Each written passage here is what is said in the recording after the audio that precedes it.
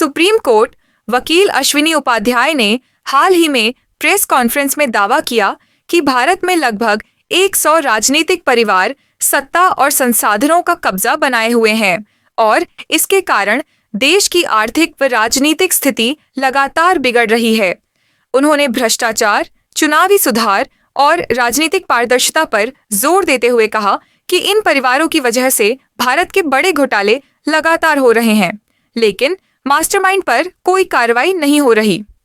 अधिवक्ता अश्विनी उपाध्याय ने कहा कि भारत में झूठ बोलना फ्रीडम ऑफ स्पीच के अंतर्गत आता है, इसलिए नेता आसानी से झूठ बोल सकते हैं, जबकि अन्य देशों जैसे सिंगापुर, ऑस्ट्रेलिया, अमेरिका और जापान में नेताओं के लिए झूठ बोलना गंभीर अपराध माना जाता है। उन्होंने बताया कि राहुल गांधी और कांग्रेस के पास ऐसे वकील हैं जो यह सुनिश्चित करते हैं कि झूठ बोलने पर कानूनी कार्रवाई न हो। उपाध्याय ने यह भी कहा कि ये 100 परिवार अलग अलग राज्यों में सत्ता बनाए हुए हैं और जनता के हितों की बजाय अपने आर्थिक और राजनीतिक लाभ को बढ़ावा दे रहे हैं। उन्होंने बिहार, उत्तर प्रदेश, तमिलनाडु, आंध्र, तेलंगाना, असम, कश्मीर, मध्य प्रदेश, छत्तीसगढ़, महाराष्ट्र, पंजाब, कर्नाटक और उड़ीसा के उदाहरण देते हुए कहा कि इन राज्यों की राजनीति और अर्थव्यवस्था पर इन परिवारों का बड़ा असर है। दोपहर में राहुल गांधी प्रेस कॉन्फ्रेंस करके कहते हैं कि बीजेपी वोट चोरी कर रही है, फिर शाम को बीजेपी प्रेस कॉन्फ्रेंस करके कहती है कि राहुल गांधी झूठ बोल रहे हैं। अगले दिन सुबह राहुल गांधी प्रेस कॉन्फ्रेंस करके कहते हैं कि इलेक्शन कमीशन सही लोगों का वोट काट रहा है, फिर शाम को इलेक्शन कमीशन प्रेस कॉन्फ्रेंस करके कहता है कि राहुल गांधी झूठ बोल रहे हैं। तो इस समय पिछले 1.5-2 महीने से पर डे 2 प्रेस कॉन्फ्रेंस हो रही है। एक में राहुल गांधी कहते हैं और फिर उनका जवाब दिया जाता है। अब सब लोग कह रहे हैं राहुल गांधी झूठ बोल रहे हैं, सोशल मीडिया में भी सब लोग कह रहे हैं राहुल गांधी झूठ बोल रहे हैं। राहुल गांधी के बहुत सारे पुराने जो उनके प्रेस कॉन्फ्रेंस है उसका हवाला दे के सिद्ध किया जा रहा है कि राहुल गांधी झूठ बोल रहे हैं। सवाल यह है कि सिंगापुर के नेता इतना झूठ क्यों नहीं बोलते, ऑस्ट्रेलिया के नेता क्यों नहीं झूठ बोलते, अमेरिका के नेता क्यों नहीं झूठ बोलते, भारत के ही नेता इतना झूठ क्यों बोलते हैं? तो उसका मूल कारण यह है क्योंकि भारत में झूठ बोलना फ्रीडम ऑफ स्पीच है। झूठ बोलना कोई जघन्य अपराध नहीं है, झूठ बोलना कोई गंभीर अपराध नहीं है। ऑस्ट्रेलिया में, सिंगापुर में, जापान में, अमेरिका में नेता इतना सफेद झूठ नहीं बोलते क्योंकि वहां झूठ पकड़ने के लिए नार्को पॉलीग्राफ ब्रेन मैपिंग कानून बना हुआ है। भारत में नार्को पॉलीग्राफ ब्रेन मैपिंग कानून नहीं है, तो इसलिए जिसको जो मन करता है वो बोल देता है। उसको पता झूठ।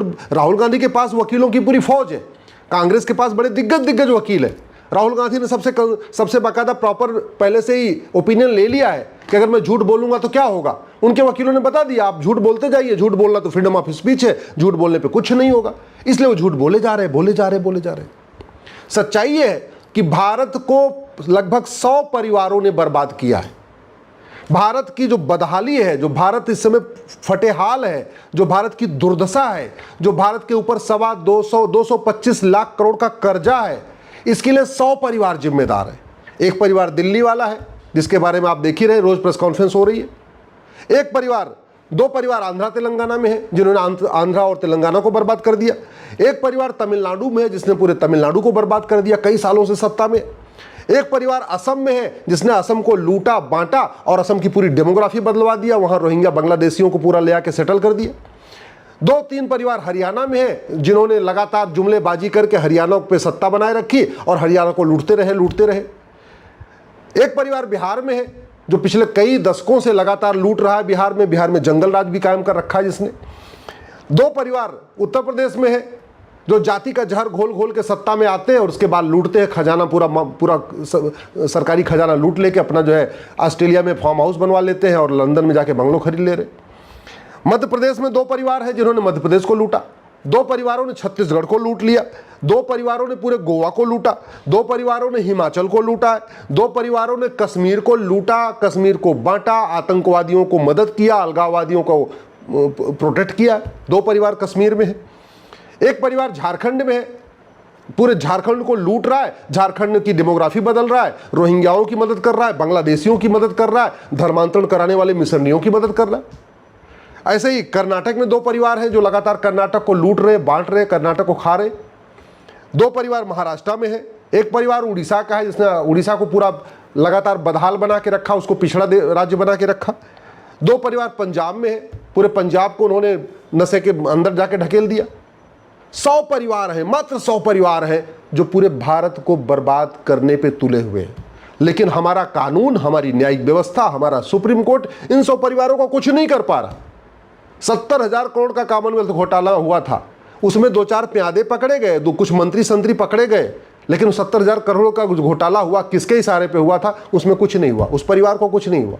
1,76,000 करोड़ का 2G घोटाला हुआ, बस बाबू पकड़ लिए गए, सचिव पकड़ लिए गए, कमिश्नर पकड़ लिए गए, लेकिन जो मास्टरमाइंड थे परिवार, उनका कुछ नहीं हुआ। 1,86,000 करोड़ का कोयला घोटाला हुआ, उसमें भी बस वही नौकर साहब पकड़े गए, सचिव को पकड़ लिया, एडिशनल सेक्रेटरी को पकड़ लिया, 2-4 और बाबू पकड़ लिया, लेकिन जो मास्टरमाइंड थे उनका कुछ नहीं हुआ। कड़वी सच्चाई है कि 500 साल में जितना मुगलों ने लूटा था भारत को, अंग्रेजों ने उतना 200 साल में लूट लिया था।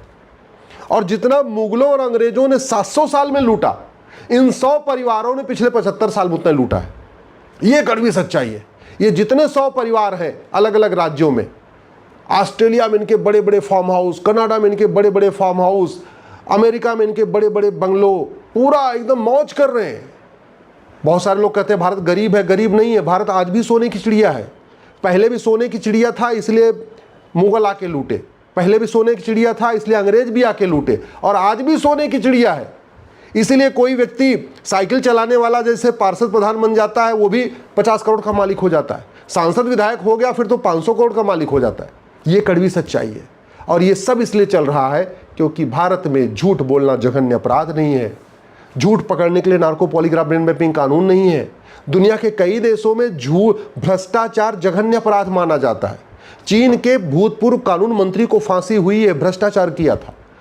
चीन के कंपनी के जीएम को फांसी हुई है, थोड़ा सा ठेकेदार से पैसा ले लिया था। और यहाँ भ्रष्टाचार एक सामान्य शिष्टाचार हो चुका है। मतलब भ्रष्टाचार कोई मुद्दा रह ही नहीं गया है। और ये जो 100 परिवार हैं, ये गरीबी हटाने का नारा देंगे, भूखमरी खत्म करने की बात करेंगे, फिर मुफ्तखोरी को बढ़ावा देंगे, जी मैं तुम्हें स्कूटी दे दूंगा, मैं तुम्हें लैपटॉप दे दूंगा, मैं तुम्हें कंप्यूटर दे दूंगा, मैं फलाने ठिकाने कर दूंगा। अल्टीमेटली टैक्सपेयर को लूट के और इलेक्शन के पहले मुफ्तखोरी का वादा करते हैं। ये जो 100 परिवार हैं, ये कोई इसमें लोहियावाद की बात करेगा, कोई जो है अम्बेडकरवाद की बात करता है, कोई पेरियारवाद की बात करता है, कोई गांधीवाद की बात करता है, ये सब करते हैं। लेकिन भारत में रिफॉर्म कैसे होगा उसकी कभी बात ही नहीं करते। दुर्भाग्य ये है, आम जनता इन 100 परिवारों के जुमलों से दिग्भ्रमित हो चुकी है। आम जनता इन 100 परिवारों के पे यकीन करती रही और उस यकीन का इन्होंने फ़ायदा उठाया। खूब लूटा, बच्चों को यहाँ विदेश भेजा, यहाँ भेजा, वहाँ भेजा, खुद के अपने चार्टर्ड प्लेन बना लिए, सब कुछ कर लिया। अब समाधान क्या है? समाधान ये है कि सबसे पहले ये 1950 का घटिया रिप्रेजेंटेशन ऑफ पीपल एक्ट बदला जाए। 1950 और 51 में जो कानून घटिया बना था, जिसकी वजह से इलेक्शन इलेक्शन पूरी तरीके से धोखा हो चुका है, इसको बदला जाए। समाधान दूसरा क्या है? पॉलिटिकल पार्टियों के लिए कोई कानून ही नहीं है। मैंने भी PIL फाइल किया कि भैया सुप्रीम कोर्ट के लिए सुप्रीम कोर्ट रूल है, हाई कोर्ट कैसे चलेगा उसके लिए हाई कोर्ट रूल है, पार्लियामेंट कैसे चलेगा उसके लिए पार्लियामेंट ऑफ बिजनेस रूल है।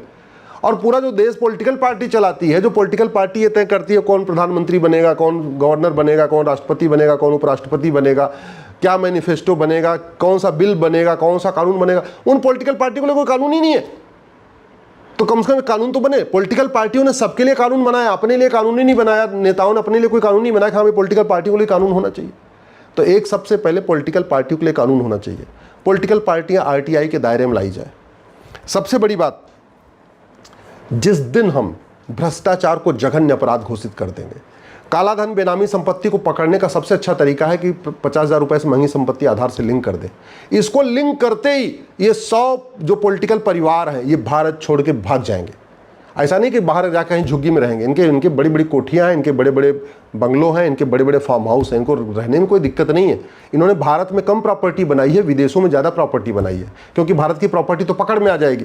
विदेशों वाली प्रॉपर्टी कोई पकड़ने जा नहीं रहा, कोई देखने जा नहीं रहा, कोई वीडियो बना के शेयर तो करने जा नहीं रहा। हालांकि यहाँ भी इनके पास बड़ी बड़ी प्रॉपर्टियाँ हैं, लेकिन यहाँ वाली प्रॉपर्टी मौसी के नाम, बुआ के नाम, चाचा के नाम, फूफा के नाम, नौकर के नाम, ड्राइवर के नाम, अपने धोबी के नाम, अपने ऐसे अलग अलग नाम से रखी हुई है। तो यहाँ वाली भी पकड़नी मुश्किल है। लेकिन जो विदेशों वाली प्रॉपर्टी इनके खुद के बाल बच्चों के नाम पे, और इसलिए ये यहाँ से छोड़ के भाग जाएंगे। बस समाधान यही करना पड़ेगा कि आपको 100 रुपए से बड़ी नोट बंद करना पड़ेगा।